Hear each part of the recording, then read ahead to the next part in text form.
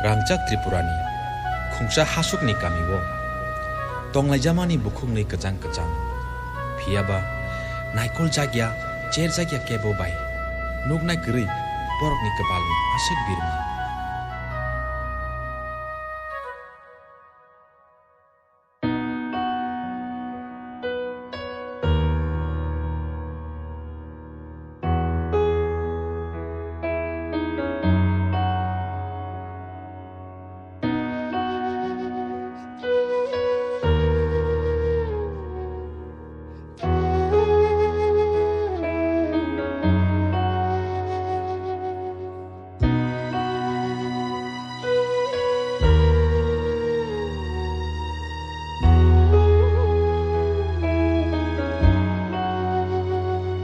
Rutug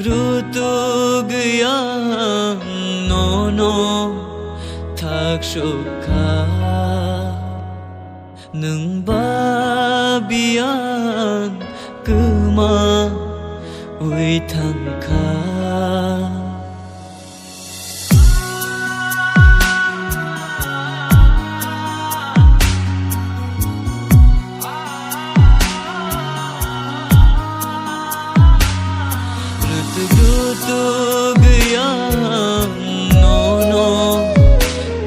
Shukha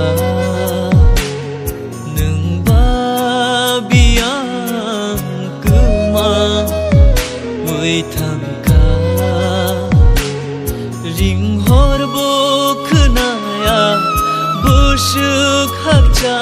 lung thangka kokton bo shoguya boroba athayungka Rutug no thak shukha nung babian kuma ui thangka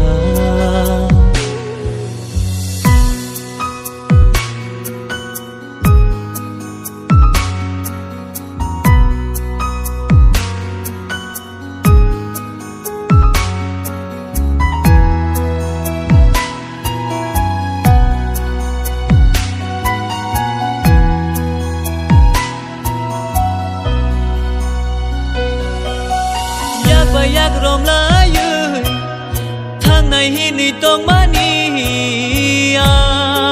rang cha ni gai ringo kha bai kha man ju vui nuk lai mani imang no tong ru gui thang kha kha pa ngani loge shano Sai chung lama meran shao Shapung hopung yorui tonggui bo Rania mukui mokoli Cirik kapano Aishi yogya okhani